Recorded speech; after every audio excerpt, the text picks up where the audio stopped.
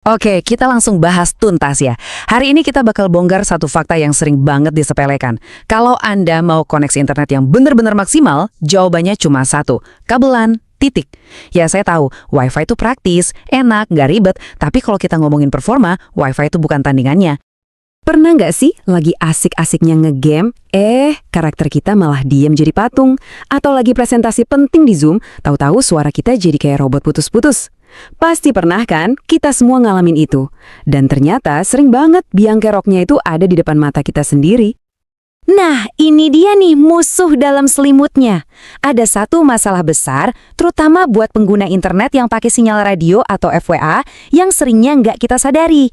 Kita sebut aja masalah ini nirkabel ganda. Maksudnya apa sih 2 kali penyusutan? Artinya gini, sebelum data internet itu nyampe ke HP atau komputer Anda, kualitas sinyalnya tuh udah turun. Bukan cuma sekali, tapi 2 kali. Nah ini inti dari semua masalah koneksi yang nggak stabil itu. Coba deh perhatiin prosesnya. Fase pertama, sinyal dikirim dari menara operator ke modem di rumah kita. Ini aja udah lewat udara ya kan? Kena gangguan cuaca, kehalang gedung, jarak, kualitasnya pasti udah turun. Terus, fase kedua, dari modem, sinyal itu kita pancarin lagi pakai WiFi ke gadget kita. Lewat udara lagi. Jadi kebayangkan, sinyal yang datangnya aja udah nggak 100%, dilemahin lagi sama WiFi. Dan disinilah kabel LAN jadi pahlawan supernya. Begitu Anda colok kabel dari modem langsung ke komputer atau konsol, Anda itu benar-benar memotong, menghapus total fase pelemahan yang kedua. Nggak ada lagi sinyal yang disebar ke udara. Data internet Anda dikirim lewat jalur khusus, jalur VIP, tertutup dan aman sampai tujuan. Seberapa besar sih efeknya? Gini deh, potensinya itu bisa mengurangi lag sampai 50%.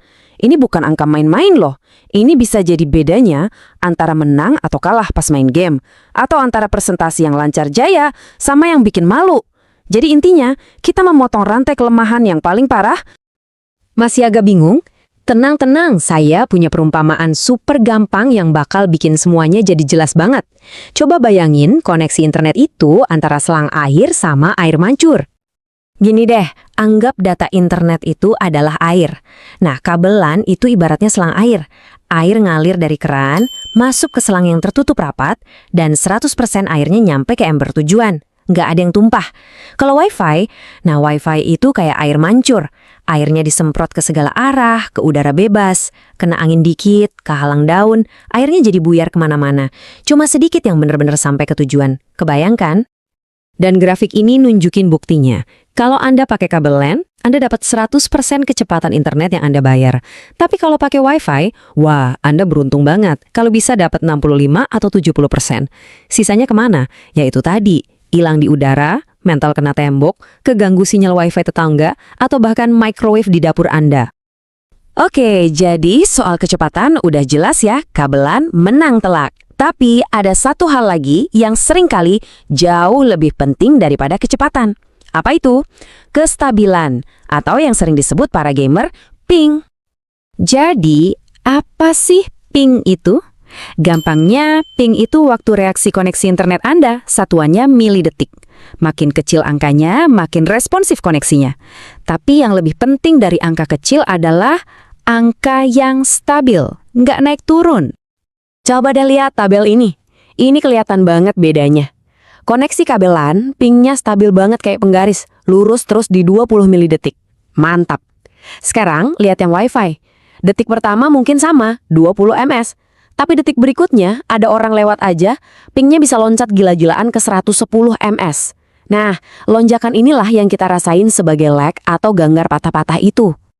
Kenapa kestabilan ini jadi kunci? Ya, karena inilah yang bikin kita bisa main game online dengan lancar, tanpa emosi, meeting Zoom tanpa ada yang bilang, halo suaranya putus-putus, dan nonton film 4K tanpa ada buffering yang ganggu banget. Kestabilan itu segalanya. Oke, sekarang kita semua udah paham kenapa kabel LAN itu superior. Terus pertanyaannya, berarti semua gadget di rumah harus dicolok kabel dong? Ya, enggak juga kali. Kita harus pinter-pinter milih prioritas. Aturannya simple banget kok.